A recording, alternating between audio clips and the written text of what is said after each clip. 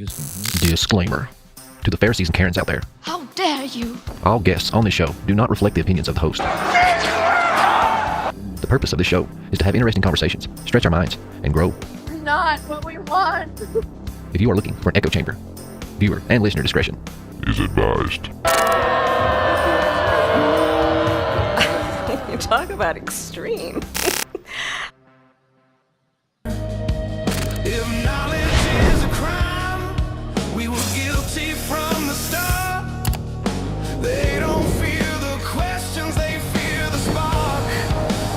So we steal the fire, not to rule, not to reign, just to see through smoke and mirrors and call the beast by name. They call it dangerous thinking, they call it heresy.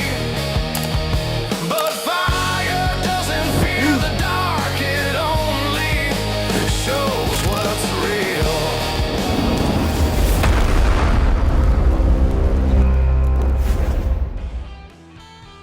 Hey guys, what is happening?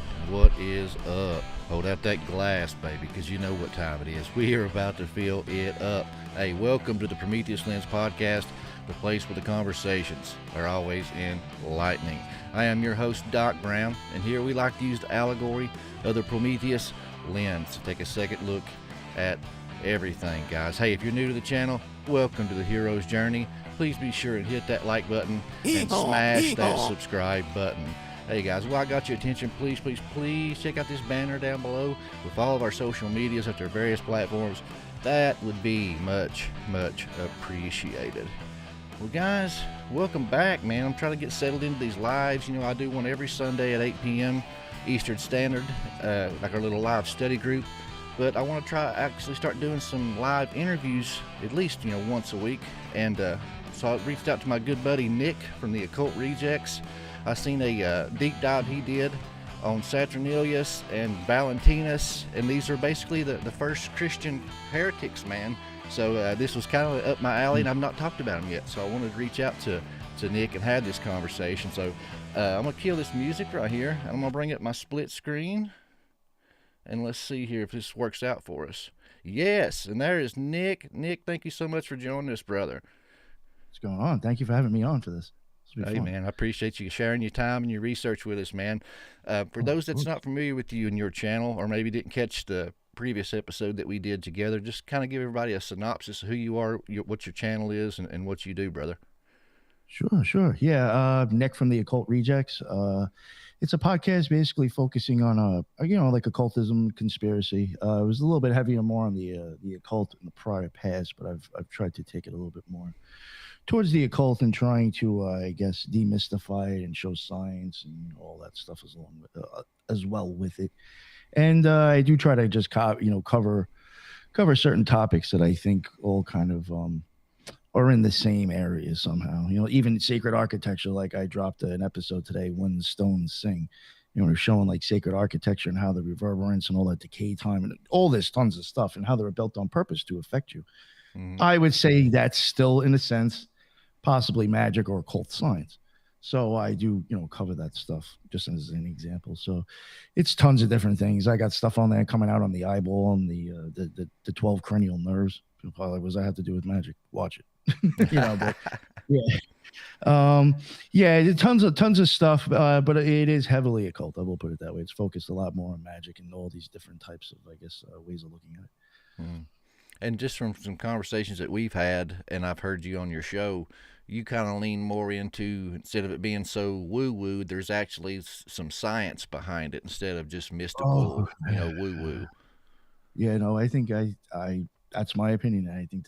I think those are actually some of the secrets of secrets and the mysteries, is when you start getting into physiology and and life after death, possibly. I do think that is the experience of death. In there as well.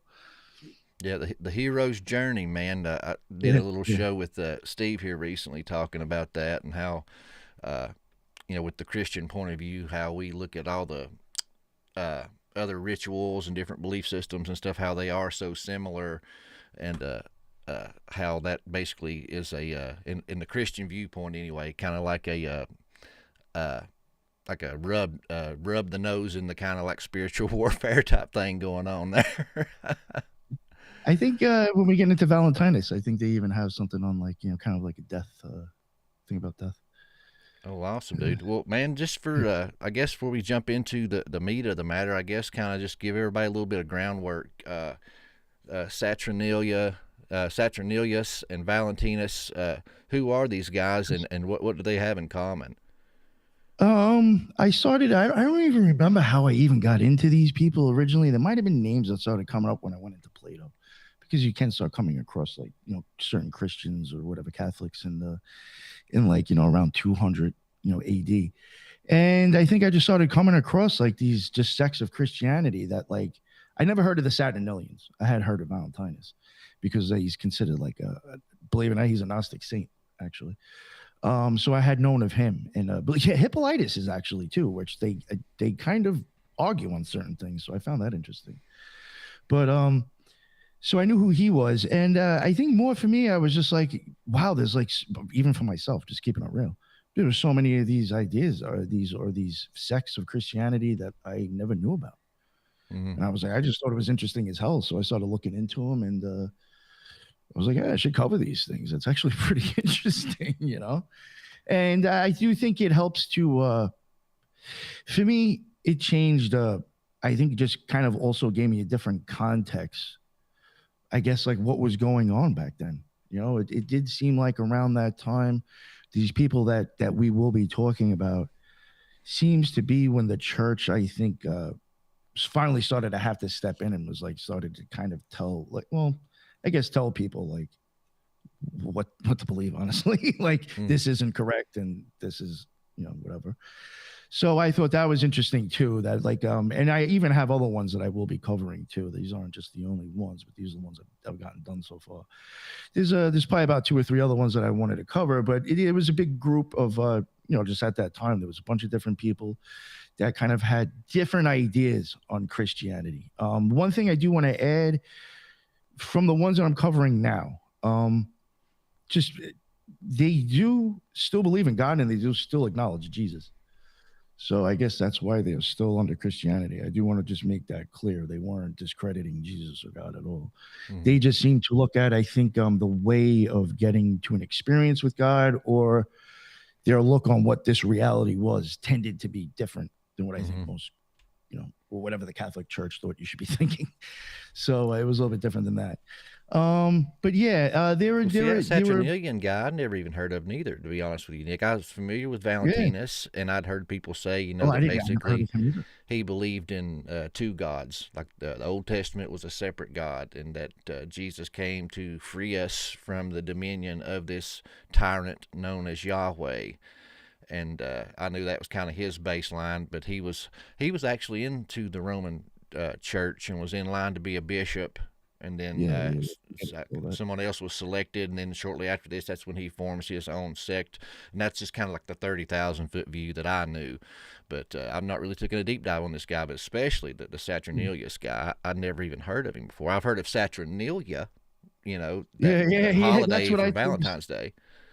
That's what caught my attention. I was like, oh, wait. I was like, what? Does this have to do with? I thought maybe they had to do with that. It really wasn't. So that's what made me even look into them. But yeah, they seem to have, and as you'll see when I start getting into it, the major people at the time that were starting to kind of crack down on what I guess Christianity would be, if they mention these people, I'm just assuming they must have been important enough.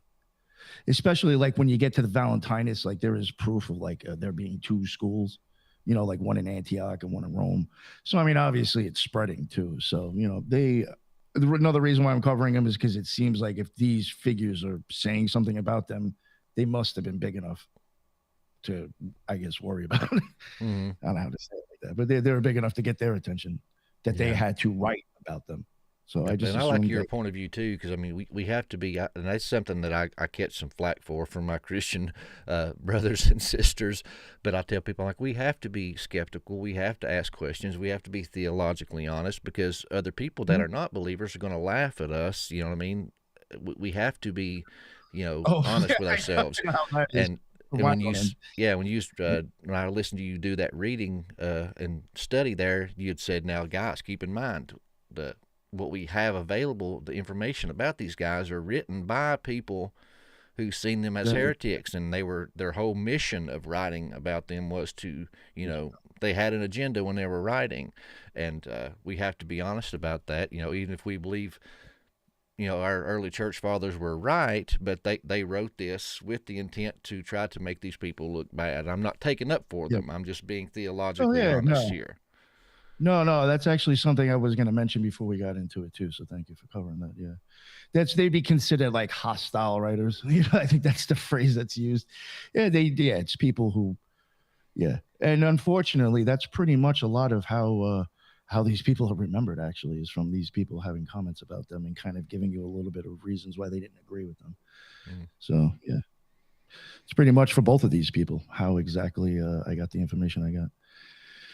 But yeah, I don't know if you want me to start getting into like the Saturnilians or anything. Yeah, the floor is yours, man. Whichever one you want to start with and kind of take us through. Show us what you've dug up, bro. All right. Again, with with the Saturnilians, they're with Valentinus, it's a little bit different. The Saturnilians, you really have nothing left behind of them, ever any writings. Again, like this is really going by what these other people said. He survives through like people like Irenaeus and Hippolytus, who thought his teachings were dangerous and wanted to, kind of get it taken care of or silence it. So you have, them and a couple of other people. But again, this is strictly just people's word of mouth or what they had to say about their stuff. According to them, Saturninus is also from Antioch. So that's the one thing that like you really don't know much about him, but he is quoted from coming from Antioch and living near Daphne. Now, one thing I did find interesting is that when you look into Daphne, I don't know if it was just because it just happened to be close over there, but that town was like even considered like a bougie place for people to go, like rich people to go to. So I wonder like if they mentioned that because I don't know, for some specific reason, who knows, or if it's just whatever. But yeah, this guy was preying on the rich and the wealthy. Yeah, that's snake oil salesman. Yeah, you never know, right? That's funny. God, it's like one of those like cults you see on Netflix now. Twin flames or some shit. Yeah, so all right. Get back to it. I'm sorry. But yeah, so he was also now Antioch at that time. I just wanted to also mention that was a mixed. It was very mixed at that time. You had Greeks, Syrians, Romans, Jews, all formed part of life in the city. There was pagan sanctuary still, imperial ideology. There was Jewish communal life and Christian groups like all together in this area at this time. So that's probably like a good place for people to like maybe pop up with new ideas because there's just so much shit going on and so many people looking at different things. Smorgasbord, melting pot. Yeah. And again, this was during the 2nd century. So at that point, like I was saying before, you have different groups. They're claiming, different groups claim Jesus, scripture, revelation, and salvation in total different ways. Later authors such as, Justin and Irenaeus and Eusebius, record some of that stuff that I will get to. The earliest surviving author to mention the Saturnilians is by Justin Martyr, which I know me and you have mentioned that to each other. We knew who he was. He's got a good first name. Yeah. And in the dialogue of Typho 35, Justin says there are many who confess Jesus there are many who confess Jesus and are called Christians, but who teach the doctrines of spirits of error. And he explicitly names groups after their founders, including, which this is another one that I'll be covering, the Martians, Valentinians, the Basilidians, which I might cover them too, and the Saturnilians. So obviously he was those groups all might have been like the same amount of, same size. At least they had, like you said, they had a decent amount of followers for them to, call them out like they did. Yeah, exactly. Yeah. The main difficulty is that Saturnine, again, we don't have any of his writings, so we have to pretty much go into the criticism. The central witness will be pretty much Irenaeus, who was Bishop of Lyon, writing in the later 2nd century, and his Against Heresies was composed around 180 CE and is one of the foundational anti-heretical works of early Christianity. If anybody's interested, it's called Against Heresies. Yeah, Irenaeus is dispensable because without him, you wouldn't know much really about Saturnitis at all. He also was partisan. Again, he's defending the unity of the Creator and the highest God, the authority of the Hebrew Scriptures, and stuff like that. So Irenaeus is not neutral. In Against Heresies 124, Irenaeus says Saturninus taught one Father unknown to all, and that the world and all things in it were made by a company of 7 angels. So like he's kind of giving us a little bit of an idea of their cosmos. And in this cosmos is no longer the work of the highest God. Instead, now there's a supreme Father who stands above the world, while the world itself belongs to lower makers. Basically, when you start looking at it like that. Irenaeus then gives Saturnilian anthropology. Humanity, he says, was made by angels after the appearance of a shining image from above. But the first man could not stand upright and instead wiggled on the ground until the higher power sent a spark of life. That spark gave vitality and uprightness, and after death, it returned upward while the body dissolved into the elements. So that's interesting. So that's kind of like is that like the start of like the Kabbalistic type view? Because I know the Kabbalists kind of share that divine spark kind of theology, or did they borrow from them? Like, do you know which one came first? Well, the Kabbalists had to have come first, didn't they? I mean, I would think so, because of coming off of, they're acknowledging the Old Testament and that it's Jewish, you know what I'm saying? So, I mean, I'm just guessing that came first. Yeah. And that this might be influenced off of it, maybe. That's just my guess. The Savior in Irenaeus' summary was, he also gives Saturnilian Christology. The Savior in Irenaeus' summary was without birth, without body, and without figure, appearing as a man only in appearance. So, and then he comes kind of with another explosive claim. Irenaeus says Saturninus taught that the God of the Jews was one of the angels. That breaks the continuity between the God of Israel and the Father proclaimed by Christ now. So, like, he's even, Irenaeus also says Saturninus divided humanity into wicked and good. He held that demons aided the wicked, treated marriage and generation as satanic, reported that many followers abstained from animal food, and said that some prophecies came from the world-making angels and others from Satan. So the first major doctrinal claim is the distinction between the highest God and the makers of the world. Irenaeus says Saturninus taught one Father unknown to all, and that the world and everything, again, was made by angels. Hippolytus confirms that as well, saying that that's what they said. So you even have Hippolytus confirming that. Irenaeus says the angels made man after the likeness of a higher image, but could not make him stand upright, like we said before. Again, he wiggled on the ground until the higher power sent a spark of life that raised him up and gave him vitality. Hippolytus preserves the same pattern and describes the gift as a scintillation of life. And after death, the higher element returns upward while the body dissolves into the material order. The same thing. Hippolytus is also just saying that's what they said. Irenaeus says Platonic view too, right? I'm sorry, I didn't mean to go. No, you're totally right. Platonism, I mean, my opinion, believe it or not, especially when it comes to Origen and a couple other people, Saint Augustine. Just my opinion. I do think they influence Christianity, so I do think they're in there. Like Platonism is in it. That's just my opinion. Because they had the whole view of physicality and spirituality. Man was two in one, and basically the energy or the spirit life force continued on. So then you have like the 4 worlds too. Yeah, a lot of similarity there. Yeah. I would even say, which is interesting because a lot of Platonists didn't like Gnostics, but a lot of Gnostics seem to kind of use like Platonism or Neoplatonism in their stuff, but then added a little bit different, kind of like these people.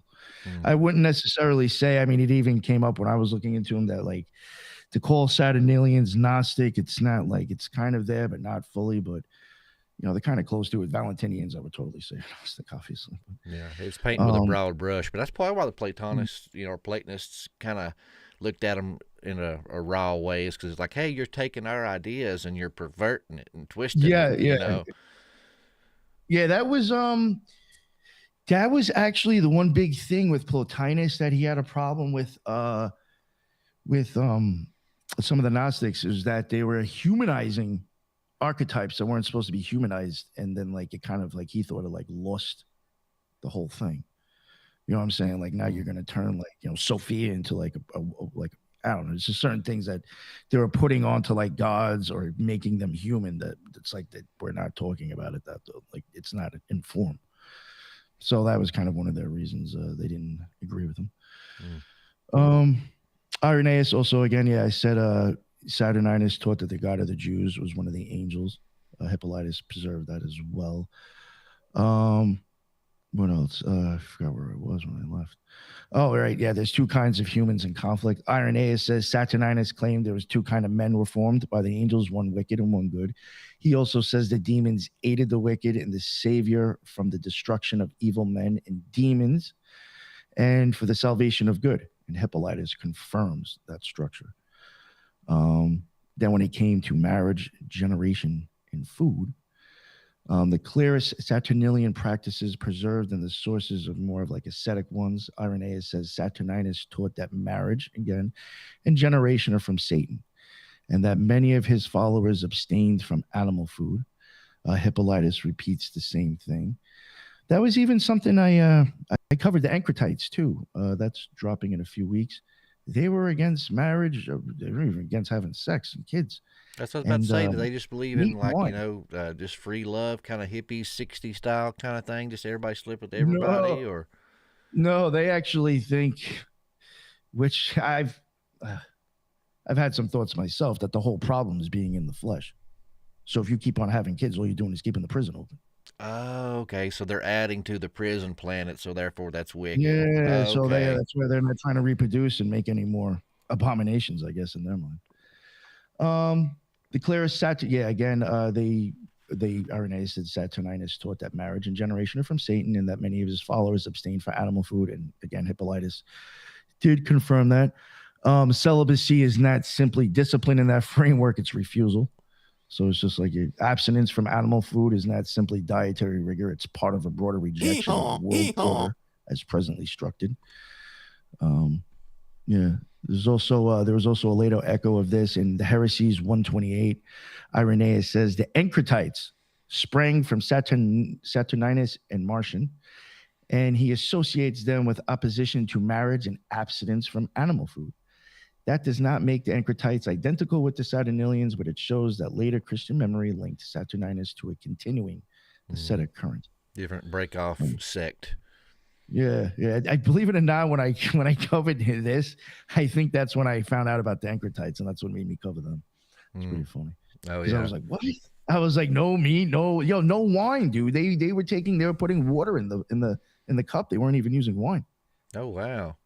Yeah, they were strict. Yeah, they were saying that was too much drinking, like alcohol was like too much pleasure for the human. Yeah. Well, did you do a little deeper research on, I know you'd mentioned that they didn't believe in the physicality of Jesus, that he was basically like a spirit or ghost or apparition that came. So who was he in their viewpoint? Was he just a prophet or a messenger of one of these angel groups of the seven? Or like, did you find out what they actually thought of Jesus? For the most part, it seems like somebody that was kind of like a figure of like breaking us out of the system, or like freeing us. Yeah, they still looked at him as like, so yeah, basically, yeah, they looked at him as Neo. That's a pretty good way as how I would say it. I wonder if that's who First John was actually talking about then, because, which I know you said Gnostic, and it is, that's a very broad brush to kind of paint, just a couple little characteristics on whole sects. But in First John, it talks about anyone who claims Christ didn't come in the flesh is of an antichrist spirit. And so these guys are saying, oh, no, he wasn't here in the flesh. He was, spirit. I wonder if maybe that's who, during this time frame, John was kind of calling out. I think the Valentinians actually used John's book. Like, they took that shit pretty deep. They actually went into his stuff a lot. I do know I could be confused with the Saturnilians or the Valentinians. But I do know that it might be the Valentinians, because they even say that Jesus was like so pure he could like eat and like he didn't even shit. Like, it's such a fucking weird thing. Like, he was a Kim Jong-un, huh? yeah, but they were saying that like he would come in form when he had to, but could also go in spirit. So it was almost like the guy did both. So we might get a little bit more into believe it or not, I'm so confused a little bit between these guys and Valentinus, because they kind of cross a lot, Yeah, they do. One thing that actually got me looking into Valentinus to begin with, what little bit that I did, was which I'm not on X much. I'm trying to integrate into that platform and be a little bit more active on there. But I had seen a friend of mine, Derek Gilbert, was getting into some debates with this other guy named Israel Anderson. And I've kind of looked at his stuff, but I've not like really took a super deep dive. But he has viewpoints that's kind of similar to these two gentlemen we're talking about today. Israel Anderson, he claims that, yes, there was in fact two gods of the Bible. The Old Testament, Yahweh was one of the sons of God that rebelled, and he was a wicked, God. And he's like, you looked at the Old Testament, and he was killing people, and he was a jealous God, and all this other kind of stuff. He said, Jesus came, he said, to dethrone the evil Yahweh and bring them into a new covenant and save them. And he said, Jesus never says Yahweh. He says, when you go through the New Testament, he just keeps saying, my Father. He said he never identifies his Father as Yahweh, so therefore, he kind of uses that as his kind of proof text and stuff. But Derek had mentioned, this is nothing but a repackaging of Valentinus, and I was like, well, who is that? I gotta find out who this is. No, now. For real, yeah. He had the demiurge, and he pretty much said the same thing. That like I think Jesus was even like coming back to. He was even like something like the Neo for that, and that the demiurge was like. It was the lower God, but it was because this God was ignorant to the divine. It didn't even know that there was something greater than itself, and that's why it's fucked up. They acknowledge that there's something greater than that, but the problem is that God that's controlling this world thinks it's fucking God when it's not. Yeah, I've heard that. That's basically what Valentinus is. When we get to it, I'll bring that up. But, yeah. Now another witness that we have, which I think might have been some of you even know who he was, Eusebius. His role is a little bit different. He does not give us fresh Saturnilian doctrine at the level of Irenaeus, but what he gives us is a later Christian historical arrangement. In Ecclesiastical History 4:7, Eusebius says that from Menander came two leaders of heresy, Saturninus, an Antiochian by birth, and Basilides. Oh, I'm sorry, I'm fucking that word up. No, dude. I get tongue twisted too with them big ancient words. Yeah, I had it down at one point. I even listened to how to say it, and I screwed it up. And Saturninus established schools of heresy in Syria. So they even make that claim. That shows how later church memory worked. Rival teachings were not only refuted, they were organized into lineages. Orthodoxy was narrated as continuity. So Eusebius is useful not primarily as an independent doctrinal source, but as a witness to how later Christianity remembered and arranged Saturninus. So you had Simon, Menander, and Saturninus, basically giving like a lineage. Later, heresiology often places Saturninus after Menander, who is himself placed after Simon Magus. Eusebius preserves that broad sequence, and Irenaeus also says Saturninus taught like Menander in important respects. So we have that. Then, from that standpoint of emerging orthodoxy, Saturninus threatened the whole structure, basically, of Christian belief. with all these things that I have mentioned. That's what they believed, and that's why they got into him. But besides that, believe it or not, that's about really all there is to get out of people's mentions of Saturninus. Yeah, and this was before the Catholic, Church had really formed a foundation as an orthodoxy. They were trying to, but this was before the 66 book canon was compiled, wasn't it? Or am I wrong? Was this before 325? Oh yeah, no, yeah, I think so. Yeah, I think this was possibly what 60 or what 80 or maybe Valentinus is that. But I do know with Valentinus, they started using more gospels or something. They're including gospels that they didn't include. So at least like that might have already been taken care of. Yeah, see, I thought that I've heard that there was different sects like Saturnilius and Valentinus and those other guys you had mentioned too, all these different kind of sects, and they were seeing this as just straight heresy, and there was so much doctrine and all these different, versions of Christianity, so therefore they had to orthodox. They had to have that council at 325 and decide what had the stamp of approval and what didn't, and actually form this foundation of what Christianity was essentially to them.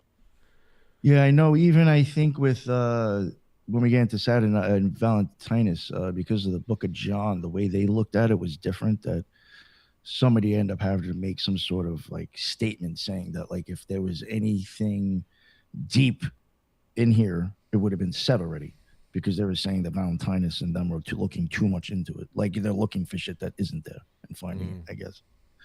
So so at that point, obviously those things might have been either set on, or it was a reason for them to start saying, oh, wait, hold up. If we're all going to start having different opinions now with the same book, this is going to be a fucking issue, I guess. You know what I'm saying? So maybe they at least influenced kind of them, like maybe, stamp of approval of what this book means.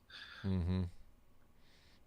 That's funny how you said it. They was like, no, if there's anything deeper, they would have found it, because they went totally off the deep end with the esoteric stuff. Yeah. But all right, but yeah, if we want, I can get into Valentinus now. Yeah, man, go right ahead. All right. So again, we don't have a neat biography of him either. We do have a little bit of stuff in him. We do not have the family archive or any memoirs or daily life habits or anything like that. But again, we do have what other people are saying. We're probably going to be mentioning the same people as last one. And one of the most important lines we have is from Irenaeus, and he says, "For Valentinus came to Rome in the time of Hyginus, flourished under Pius, and remained until Anicetus." So that's giving you an idea of when he was in Rome. And that was in Against Heresies 3:4. So it gives you a good idea of when he was there. And again, then we'll be talking about mid-2nd century Christian world. And again, at that time, you had house churches, traveling teachers, scriptural interpreters, rival intellectuals, ritual communities, and they're all competing to have. It was the Wild West of Christianity, honestly. That was another reason why I even got into this, because I had no idea. And I was like, I got to look into this shit. And like you're saying, it was the Wild West. Yeah. Chaos, man. It's fucking wild.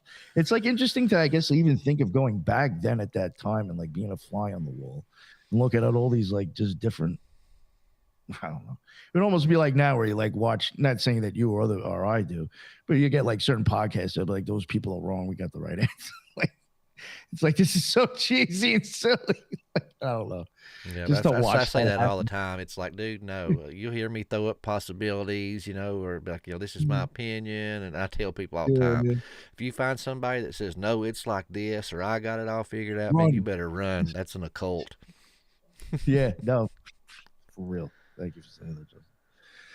All right, yeah. So the Roman timeline from Irenaeus, that gives us an idea. Then we'll have people like Irenaeus again, Tertullian, Hippolytus, and Epiphanius, who kind of hated what Valentinians represented, but still preserved details were trying to destroy his credibility. And then we will have we do have some fragments, and we will even get into the Nag Hammadi. Again, Clement of Alexandria preserves one of the most kind of explosive identity claims in the whole story. And he says, likewise, they allege that Valentinus was a hero of Theodos, and he was the pupil of Paul. And that was in Stromata 717. So Now, what is that? What is the Stromata? I'm not familiar with that. It was one of the books. It was a book that Clement of Alexandria wrote. Okay. Like making a lot of times you have these people that are like kind of making like claims. Believe it or not, I mean, I don't know if you've ever like looked into it, especially with occultists, but like they almost kind of put out like they put out pamphlets or books to like kind of shit talk other motherfuckers. It's kind of funny. I mean, I'm just keeping it real. It's like today it would be like what we would do in a tweet. It's like these people had to write in a book and throw out into the public. You know what I'm saying? I like that. The ancient X. Yeah. But no, a lot of times you'll just like these guys will like kind of like I think when they're trying to preserve Christianity or whatever, they'll use like other people and to try to, I guess, get a point across. Mm-hmm. So I think this is kind of like one of those, kind of like what Irenaeus or those other people were saying, heresies and all that. Now, again, this is the same time where Martian is active. Justin Martyr is active again. Other named groups were active, like before that I mentioned before. And in dialogue with Typho 35, he says some are called Martians, some are called Valentinians, and some are Saturnilians. I know I mentioned that before, but again, it's because they're both in here. So again, they're all mentioned together, so they must have been, I guess, important. And then Tertullian gives us one more later stories about Valentinus. He says Valentinus expected to become bishop because he was distinguished in genius and eloquence. And when another man got the position, that Valentinus broke away in bitterness. So, like you had mentioned that before. You say distinguished, I think of the curly mustaches and the right. The first time I read that, I actually pictured that mustache. That was pretty funny, dude. Like an old gray one. A distinguished gentleman.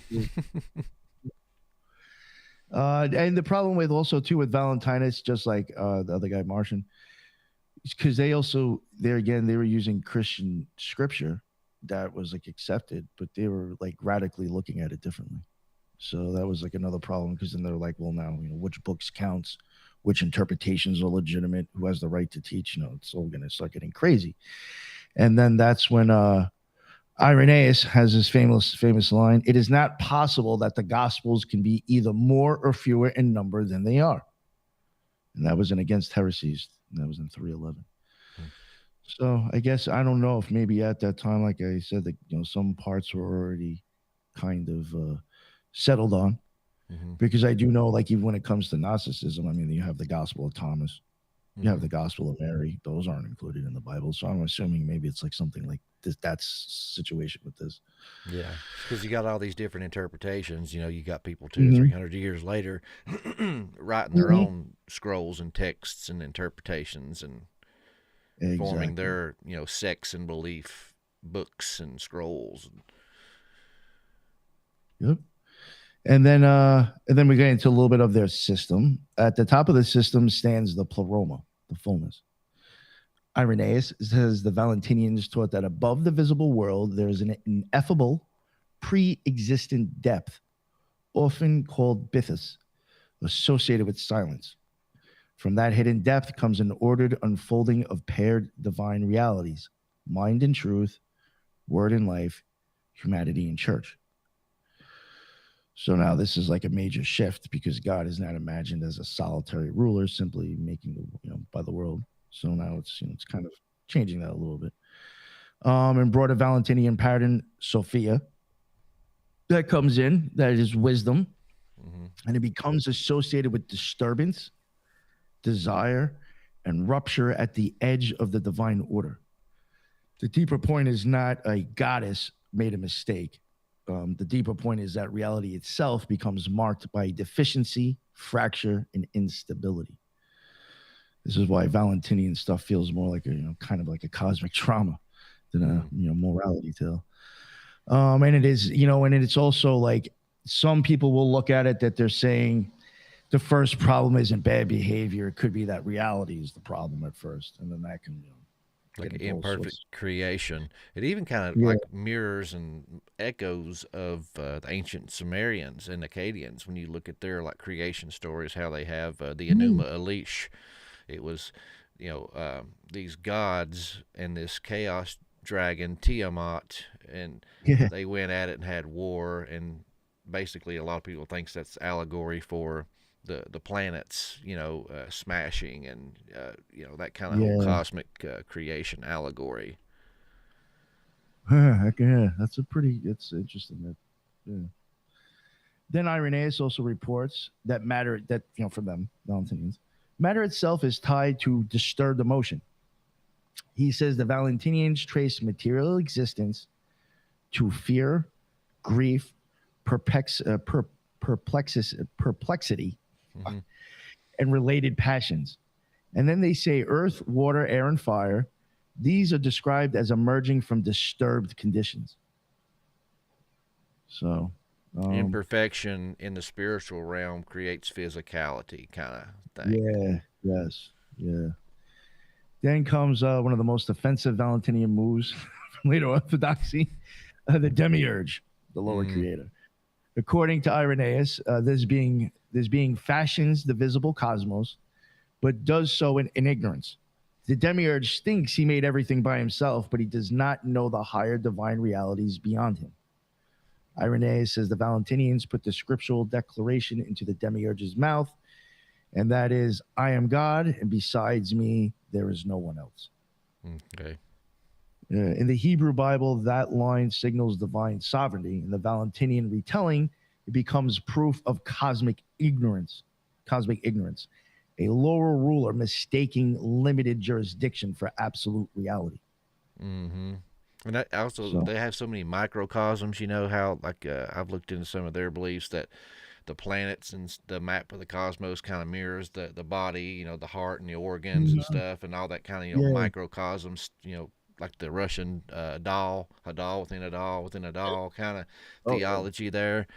That kind of even mirrors that, because if you look at it from their point of view, like man, who is mankind? We are the fish that can't see the water.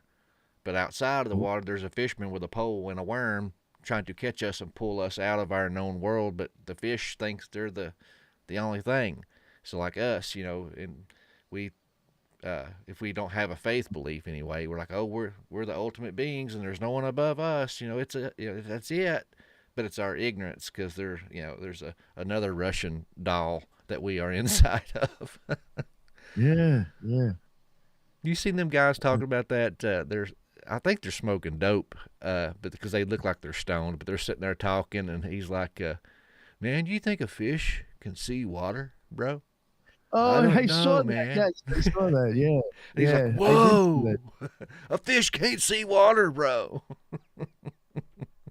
Imagine that. Yeah, like, how does it even know that's water? Yeah, that's very weird. Which I've seen another short too. It was a Christian, but he was talking to a guy, and I don't know if he made this up or he had stole it, but man, it was really good. But it was two twin brothers in a womb, and they're talking, and the one says, "Do you think that there's life after birth?" And the other one's like, "No, there is no life after birth. You just go into nothingness." And he's like, well, what if there's something out there, where we can walk and talk, and we don't need, this umbilical cord anymore, and we can eat with our mouths? And then the other one's like, no, that's impossible. Our legs are not strong enough to stand on their own and walk. And how will we eat without this umbilical cord? This is how we get fed, No, that's not how it works. And he's like, but maybe it's just different than what we can imagine here. And he keeps going on, and he's like, sometimes I can hear mother. And he's like, oh, you believe in mother? Where is she? I don't see her. So she's not here. And he's like, we are in her. She's everywhere, so it was basically another like microcosm of, the next chapter of life. And so it was pretty good, though. Of course, I've done a really crappy job of explaining it there, but it's a good video. Good. I like that. That's really interesting. That's a really good way to put it, though. Mm-hmm. That's pretty fucking cool. Irenaeus even says the demiurge created 7 heavens, and that the Valentinians linked him to the hebdomad, which is kind of like that comes from Platonism and Neoplatonism. It's a little bit like kind of like an intellect, or sometimes the archons, maybe. While his mother was linked to the Ogdod. The number symbolism matters. That is not a decorative myth. It is a map. It's, kind of gets a structured cosmos, kind of gets in there. Irenaeus, as the Valentinian, spoke of 3 kinds of humanity: spiritual, psychic, and material. He even said they linked these symbolically with biblical figures like Cain, Abel, and Set. Some are oriented towards spirit, some are towards soul and intermediate formation, some toward matter and entanglement. And then that gives the system explanatory kind of reasons for why some awaken quickly, why some need teaching, and why some remain closed. They kind of saw, which I get with this, that starts to range danger of like elitism. Once you start kind of start dividing humanity into that, or, what, I don't know, maybe person's being labeled as something that's not correct. That's a problem. So now we get into John. John is the battlefield. John, it speaks, in my opinion, for them, because it kind of gets into light and darkness, above and below a little bit, and stuff like that. I could see this being like a good book for people like this to start trying to mindfuck or look into for maybe symbolism. So, but Irenaeus says that the followers of Valentinus made copious use of John to illustrate their doctrines. The Valentinians were not outside the Christian textual world holding some alien book. They were basically, again, this is a thing. They were using a gospel that everybody else was using, but saying something completely different. Mm-hmm. Because, once scripture becomes layered, authority starts moving towards, who's the correct interpreter and this and that. This is what I'm getting that the church thought was a problem. So, but, and then also Heracleon, he was associated with the Valentinian school, and he is often treated as the earliest known, or one of the earliest known commentators on a New Testament text. And he was especially big on John. His commentary does not survive independently, but Origen quotes and argues with him enough that large portions of his thought can still be kind of put together. Origen even preserves one remarkable example where Heracleon distinguishes between world, voice, and sound in relation to John the Baptist and the prophetic order. One leads toward kind of like hidden structure, initiation, inner recognition, and metaphysical death. Obviously, the other one that the church kind of has is public continuity, apostolic tradition, and rule of faith, stuff that's already shared by the church. Mm. So you basically have, the same gospel, same talking about Christ, but totally different, versions. Yeah. Then you kind of get into a little bit with ritual. Irenaeus, he attacks on a guy named Marcus, who is associated with the Valentinians, and he preserves material that shows how it was also kind of in ritual space. He describes Marcus as a ritual performer who consecrates cups, invokes powers, and produces the impression that divine presence is visibly descending into the rite. So, that guy is... So what does that mean, the rite? A rite would probably be like more of like, I would say like rite would be used because you're actually doing a ritual. Okay, like a rite. Okay, ritual. Okay, never mind. I was thinking like maybe is that a left hemisphere, right hemisphere, or right hand, left hand path? Yeah. Okay. It's more of like kind of like let's say he could be like calling the presence of God or Jesus into like the cup or some shit like that. Who knows? Okay, that's another Eucharist. The road to Eleusis, but almost like charging Dionysus. Something probably. Yeah. Well, then we have that guy. What's his name? That doctor that wrote that book, The Road to Eleusis. I can't remember his name, but he's the one that come up with the word entheogen instead of saying drug. For LSD and different mind-altering drugs. He coined the word entheogens, which means for a god or spirit to indwell a person. So people took these to try to get embodied by a external force. So they called it an enthogen. He said that he thought the word drug was just a dirty word, so he wanted to come up with a better word. I like that.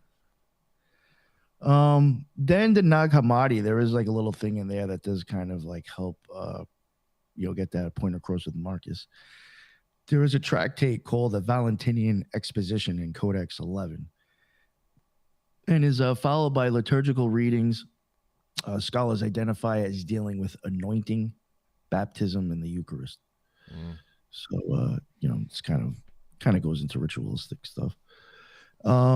Then because the roads leading out of Rome were lined with tombs and inscriptions, and there's one called the Via Latina, and it was one of the great funerary corridors where grief, memory, poetry, theology, and identity were made public. And here we get some kind of like they think is evidence connected to Valentinian Christianity, and it is one of the major inscriptions is the epitaph known as Flavius Soph. And some people have argued that it belongs, again, in a 2nd century Christian context and was likely commissioned by Valentinian sympathizers. And the inscription includes anointed in the baths of Christ with incorruptible holy oil. And they're showing that in the same sacramental and ontological vocabulary we saw in the ritual materials, we have, again, oil, anointing, incorruption, Christ, now kind of showing up in the funerary memory. Then we have the NCE 156, and that is like another important inscription from this orbit. Some thought it was baptismal. Other also say it could be funerary, using bridal chamber imagery to frame death itself as passage into ultimate union. Which again, you're coming up with the whole idea of union death. with the pleroma, how they talk about. Yeah. Then we have somebody, one other person has stressed that the bridal chamber is kind of like multi-symbolic and Valentinian material. It can mean like, a few things, but they do think that it is focusing on the consummation of death and return. Tertullian, which I think you might have known who he was too. I think we both texted. Actually gives us one of the clearest kind of like snapshots of this. He says that the Valentinians had departed in some ways from their founder. Oh, and this is showing how that it spread, but their origin remained. And then Tertullian gives names like Ptolemy, Heracleon, Secundus, Marcus, who I just mentioned before with the ritual stuff, Theotimus, and Axionicus. Heracleon is the exegete. Ptolemy is the teacher. Marcus is the ritual dramatist. Theotimus seems to be concerned with the images of the law, and Axionicus is associated with Antioch. And then that kind of shows that there's an Antioch connection. Shows Valentinian identity was not just some influence there. Yeah. Which is interesting because, again, like we were saying how like the Saturnilians were kind of put, together with them, and maybe some common things that was from Antioch. So you wonder if maybe they even heard each other or passed each other. Or, they did. Influenced each other in some way. And that's how a lot of Christians today don't even realize like some of the etymology of the words, which I'm a big nerd like that. They tell a story. I mean, if you look into some of these root words, the etymology of words, you see how these ideas travel and they morph over time. And that Greek term, I mean, that's Christos. And you could even be used as like a verb. You are Christing someone, so you are anointing or putting oil or water or that's you see on movies people have shoot Forrest Gump when he finally gets that boat, the Jenny, he breaks that bottle on the boat, he's christening, he's Christing the boat. Yep. They even did that, believe it or not, in the OTO whenever they did certain rituals. I think, it may not have been for the Gnostic Mass, I can't remember, but I think if they ever did like a ritual, which they didn't do too many, they had certain ones for like the Book of the Law and then a couple other ones. You got anointed with oil as you walked into the temple. I was, they even still do that. That's what that was interesting when they did that. Yeah. Now we have, yeah, all right, I just mentioned that. Then Tertullian also speaks of two schools and two chairs, which means that obviously there was, variations or lines of it now. So that's just something that I'm showing to show how it's spread. Once Valentinianism becomes a many, handed movement, scriptural, sacramental, intelligent, and adaptive, the response from the emerging church kind of steps up. This is where Irenaeus becomes one of the great, this is also around the time where Irenaeus kind of becomes one of the great architects of Christian counter-memory. And again, he's not just arguing against ideas, he's helping build this is what he's thinking. He's helping build the logic by which orthodoxy will later be able to defend itself with as well. Yeah. Eusebius preserves the memory that Irenaeus wrote against Roman figures disturbing the church's sound ordinance, especially Florinus and Blastus. To Blastus, he wrote on schism. To Florinus, he wrote on monarchy, or that God is not the author of evil. So this is kind of what I'm getting at. It's like when you wanted to kind of like refute somebody, it's like you had to write something and throw it out there for people to read. You had to see the tweet. Like, yeah. The ancient tweet. Yo, could you imagine trying to tell like the kids nowadays, like they wouldn't do anything. You know what I'm saying? Like it's just funny how it's like what people went through back then and like what we bitch about today. It's like fuck. And what's funny too is like I wonder if Justin Martyr, Tertullian, and all these guys that the church really looks to and then calls them the early church fathers. And I love reading their work and stuff. But like me, like I said at the beginning of the show, I try to be theologically honest, and ask questions, and that way I'm taken more seriously from people that don't believe like I believe. You know what I mean? Because if you're just saying, "Oh, I believe it," and it's the truth, then I don't have to tell you why. They're not going to take you seriously, No, you're completely right. Yeah. Yeah. So it's like, and I hear people all the time be like, "I believe this." And I'm like, "Well, why do you believe that?" "Oh, well, the Tertullian said da da da." And I'm like, Tertullian was a man. I mean, yeah, you shared with me a man's interpretation, but he's not God. You know what I mean? People really kind of propagate these people like whatever they say goes. It's like, I'll listen to them, and if they sound right, I'm like, okay, yeah, they make a good point. I can get down with that. But it's like, I don't hold them to this, worship standard like what they say is absolute gold. And I wonder if when they were writing these and doing these things, if they actually even thought that they would be held up like this, if their work would be looked at and venerated so much, because think about us, or Donald Trump on Truth Social, sending out pictures of him looking like Jesus, telling everybody, I put in a prompt to be a doctor. Yeah, bullshit. But imagine, that's the ancient tweet. So therefore, who knows, 1,000 years from now, they're pulling up this dinosaur thing called the internet, and they see this president sharing this image of him in a robe looking like Christ healing somebody, and they'll be like, oh, well, it's on the ancient X that's documented everything. So this guy, look, he was a godlike healer, man. You gotta be a critical thinker.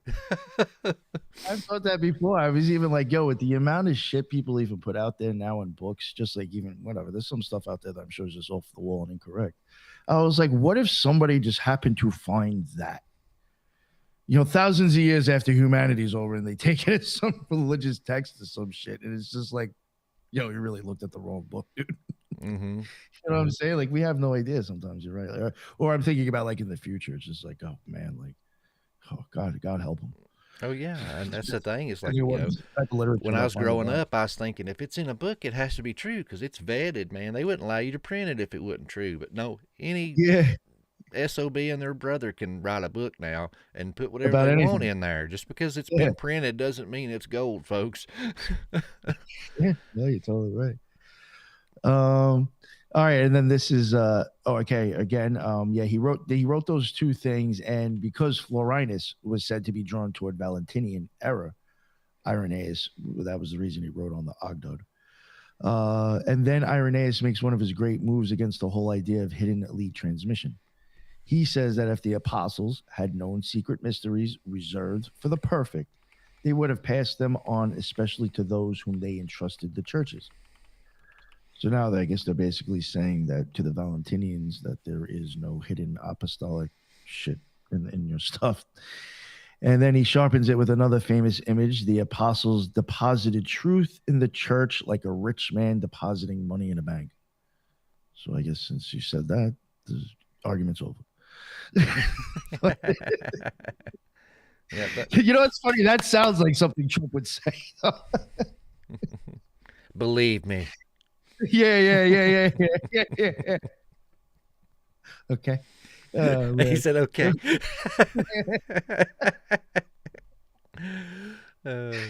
Oh fuck, God, man, that guy's nuts. Oh yeah. One of another detail by Eusebius preserves is Irenaeus' closing warning to the. They were even telling them to. So this is a thing that I think shows that I guess they must have considered them a little bit more serious than some of the other ones. They were even suggesting that if you came across this stuff to even fix what's wrong in the book. So it was even ways of trying to attack their stuff that's been released. I guess instead of maybe they didn't think of burning books back then. They were like, no, you got to fix it, recopy it and fix it or some shit like that. They wanted people to actually fix the shit. Oh, wow. Like, yes. And the reason I'm bringing that up again is because I would figure that's pretty serious if you're saying that now. Like they must have been influential or, big enough. Mm-hmm. Which I mean, it was even happening to the ancient scrolls, and that's another thing. I try to be theologically honest with people. I have to, I've encountered a lot of people that want to say, the Bible is the divine inspired word of God, never changed and perfect, and basically the authors, like the occult, had automatic writing. The Spirit of God took over, and their eyes rolled back in their head, and they wrote everything perfect the way God wanted to say it, like it was right from his lips. And we see that some of the stuff's been changed. You know what I mean? I think God, me personally, I think God protected the important stuff.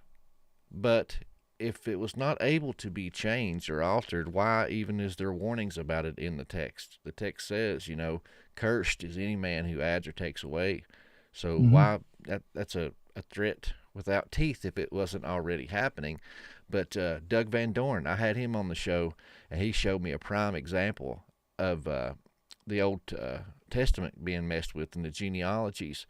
The oldest documents that they found in Genesis and documenting the genealogies had Seth dying several hundred years earlier than the ones we have now that are mass distributed.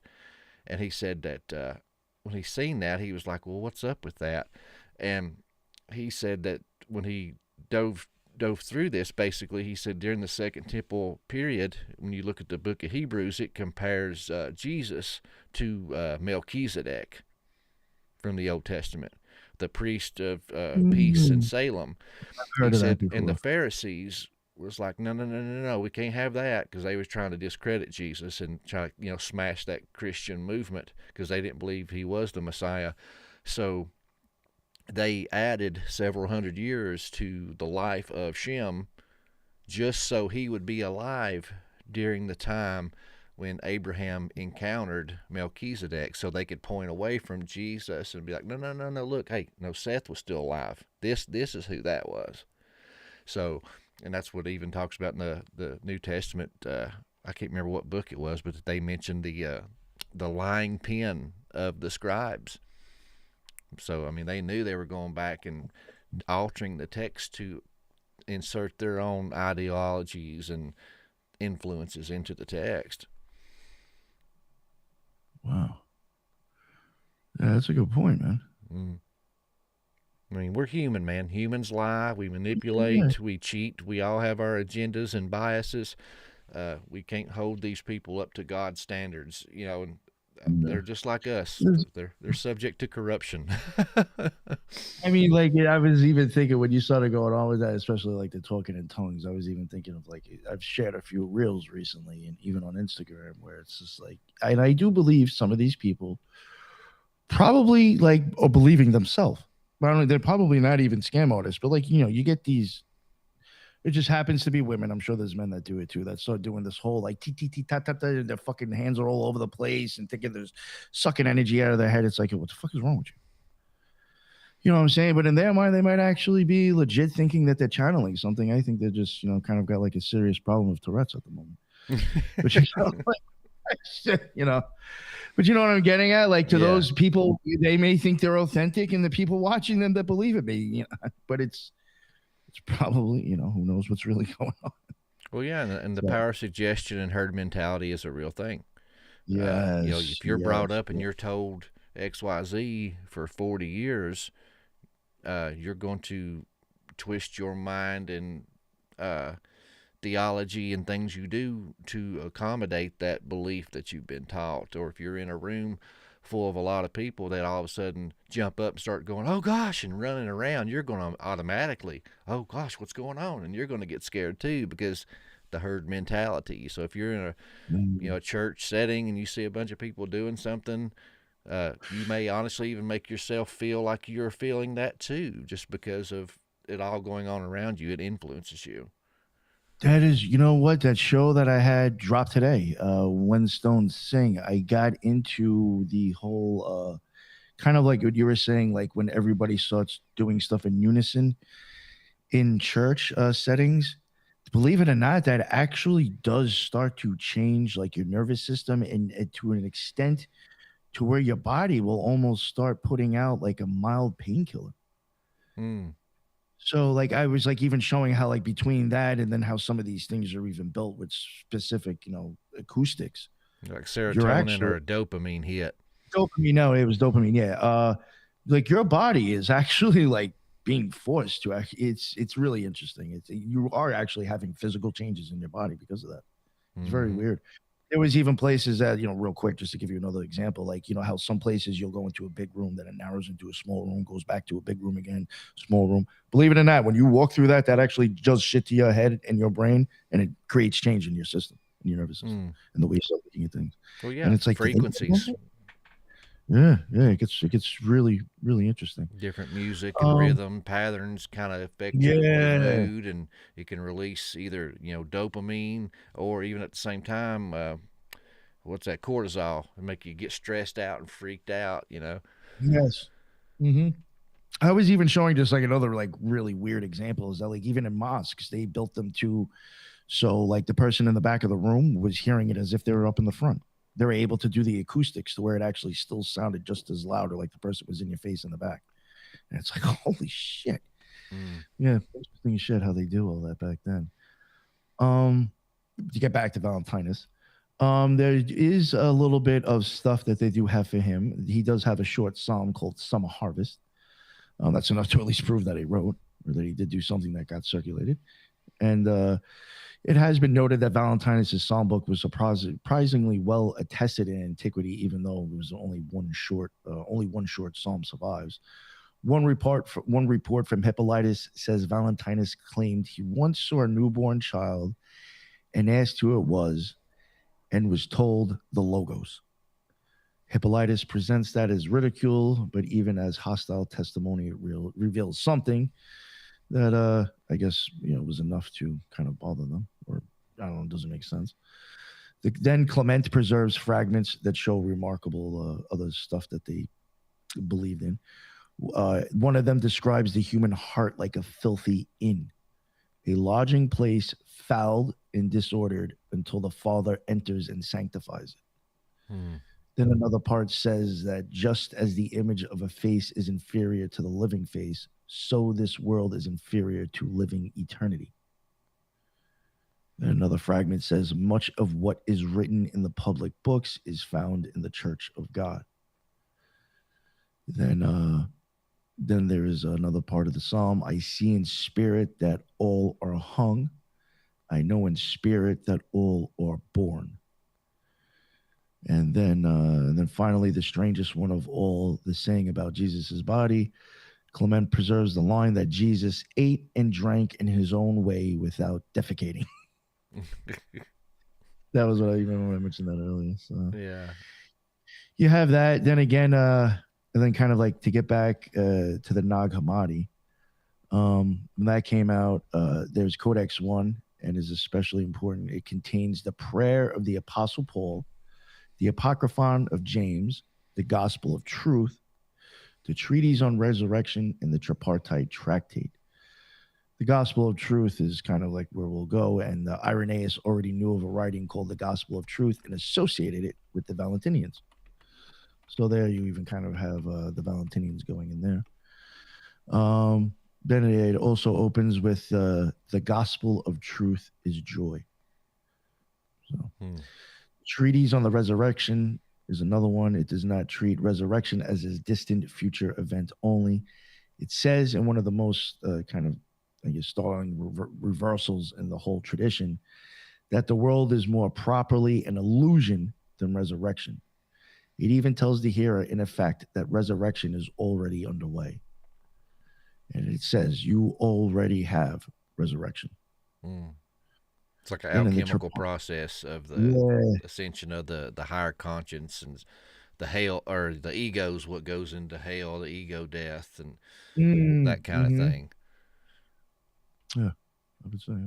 Then you have the tripartite tractate, and that's kind of goes into the Father as the root of totality, the unfolding of reality, deficiency, restoration, and again, the threefold division of humanity: spiritual, psychic, and material. So, but yeah, I think, and then Valentinus, eventually, because of this, that's when, this was another thing that they started kind of complaining about, and Epiphanius kind of gets in there in the Panarion, and he approaches Valentinus not as a figure still needing discovery, but as a classified danger, a heresiarch already entered into the cabinet of errors. So you have Epiphanius kind of started getting on the point too about his stuff. But I think when it comes to really anything that I could tell you that, like, in quotations of anymore or anything by them, I think I'm kind of out of that. The rest would just be kind of. He does. I would, like I said earlier, Valentinus does become. I remember even hearing his name in the Gnostic Mass. The Gnostic Mass that goes on in the OTO technically isn't through the OTO. It's through the EGC, the Ecclesia Gnostica Catholica, the Gnostic Catholic Church. They're in charge of like how the Gnostic Mass kind of gets done, and the OTO adheres to that and does it inside their lodge. And Valentinus is one of the people that is listed as a saint. And like I even said, Hippolytus. Hippolytus is in there too as well, which is. I didn't know they even the Gnostics even sainted people like the Roman Catholic Church. That's wild. Yeah, oh yeah. They got a bunch of people on there. Yeah, and I just wanted to mention that. And Aleister Crowley's Liber 15 includes Valentinus among transmitters of gnosis. In Jung, Pleroma becomes a psychological, metaphysical kind of category. Now, Carl Jung, the psychological guy. Okay. And the Matrix was supposed to have actually taken some of his ideas and used it in the as like the false world, the false origin, the awakening, and the escape and return. They kind of got that all from Valentinus. Oh wow, as an influence. Yeah. See, I didn't know. I loved that film and thought that was so cool. And I remember when I was a kid, because I was, I don't know, 7th or 8th grade when that came out.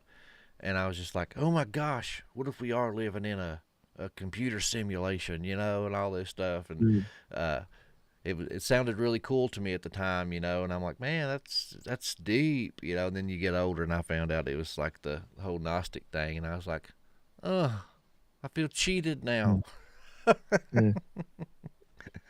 Oh, one thing I forgot to mention, and this one, it's just like, not to bust balls, but I'm like, I was like, is this just like, I feel like this is just a tactic that's been just going on for like 800 or 900 years already. Not to bust balls, but Epiphanius comes out and it's just like, did this really happen? Or are you just talking shit now? He says that at some point, like that Valentinus got on a ship, and it was supposedly from Egypt, and where was it going? It was on its way to Cyprus. And supposedly he got in a shipwreck. Somehow lived, but when he came back, he was like perverted mentally. It's like, oh come on, it's just like always. It's like either you're Satan or you're a pervert or some sexual deviant. It's just like it's the same tactics. Yeah, To me, it just seemed kind of like I was just like, all right, so like that's your reasoning. The guy got into a shipwreck, somehow he lived, came back, and now he's a pervert. I'm just like, I don't know. It just kind of sounds like cheesy, but a backwards road to Damascus. Anti-conversion. What made him a pervert? Because of the shipwreck. I just don't get the two, like how one equals the next. But I found that funny. That's funny. Yeah. But besides that, just I did want to mention those like kind of things that he was influencing. Again with the Matrix and Carl Jung and Aleister Crowley. But I think that's pretty much anything that I have in quotations from other people or any other notes really that means anything. I cover. Well, dude, that's awesome, man. I appreciate you sharing all that with us because, like I said, I had just little bits and pieces and maybe like a little bit of a 30,000 foot view. So this was definitely educating to me, and thank you. I appreciate it. And especially in the context of that guy, Israel Anderson, kind of the stuff he's talking about, it kind of gives that was interesting with the stuff that you said, how I definitely saw a connection there. Mm-hmm. Well, brother, before we leave, though, man, just in case somebody came in midstream or something like that, let everybody know where they can find you and support you. All right, the Occult Rejects, that's on BitChute, Rumble, YouTube, all major podcasts, and we do have occultresearchinstitute.org. That is a website. There's tons of stuff on there to read if you're into reading. Some shows that I've done are even up there, like you can read actually what I read myself. If you're into that, check it out. And there is also some merch on there. We have 2 t-shirts if you're interested. You can check that out. And that's it. And thank you very much for letting me come on, man. That was great. That was fun. I had a really good time. Man, I love having you on, talking with you. You're getting a lot of love in the chat, man. Tiffany's saying thanks, Nick, and Brandy's saying great show. Awesome. Nice. They loved your info that you brought. Thank you. Yeah, I'm trying to find a very interesting shit. Just man. Just to research it out and see what's there. And like I said many times, stuff I've looked into, especially if I was even taught about it in school, I look back and I'm like, man, I was just lied to, or, how in the hell did they interpret that this way? So I think it's so much fun to go back and re-examine everything. Yes. Yeah. And before we go, guys, I'll do my little sign off and tell you guys, torch is high, all that good stuff like I normally do. But I had mentioned that video. I want to put it up and show you guys if you haven't seen it yet, and then I'll close the show out after that, and we'll end this and call it a night. But I wanted to try to pull this up, and so I will have to, let's see, under that one, bring this over. Okay. Yeah, this is it. All right, guys, I love y'all. Thank you for coming in and tuning in and dropping out, as they say. And I will be sure to end it after this, and be sure to check us out, man. Sunday night, every Sunday, 8 p.m. Eastern Standard Time. We have our live study, so come and be a part of the study yourself. Throw in your comments, your questions, and actually be a part. It is a live study of Louis Ginsburg, Legends of the Jews. We are on our, I think, 18th episode now, so we're going strong, guys. But here, I'm going to end the show with this. If you haven't seen this, this is really, really cool. As in a mother's womb were 2 babies, and one turns to the other and says, "Do you believe in life after delivery?" And the other replies, "Why, of course, there has to be something after delivery. Maybe we're here to prepare ourselves for what will be later." "Nonsense," said the first. "There's no life after delivery. What kind of life would that be?" "I don't know," said the second, "but there'll be more light than here. Maybe we'll walk with our legs and eat with our mouths. Maybe we'll have other senses we can't understand now." First goes, "That's ridiculous. Walking is impossible, and eating with our mouths, that's absurd. The umbilical cord is what scientifically supplies nutrition and all that we need, but it's far too short. Life after delivery is to be logically excluded." And the second says, what if it's just different than it is here? Maybe we don't need that physical cord anymore. The first goes, okay, if there were life after delivery, then tell me, why has no one ever come back from there? Delivery is the end of life, and in the after delivery is nothing but darkness and silence and oblivion. It takes us nowhere. And the second says, but certainly we'll meet Mother, and she'll take care of us. The first goes, Mother? You actually believe in Mother? If Mother exists, where is she now? And the second goes, she's all around us. We are of her. It is in her that we live. Without her, this world would not and could not exist. And the first says, I don't see her. It's only logical that she's not here. To which the second replied, sometimes when you're in silence and you really listen, you can perceive her presence. You can hear her loving voice calling down from above.